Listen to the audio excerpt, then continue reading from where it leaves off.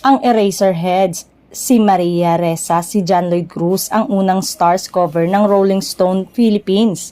Ayon sa RSP, John Lloyd Cruz breaks the mold.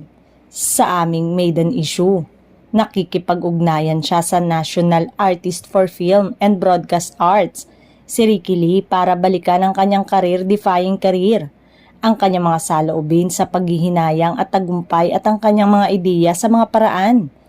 Komento ng netizen sa muling paglitaw ng aktor. Sa wakas, nagparamdam na rin si JL.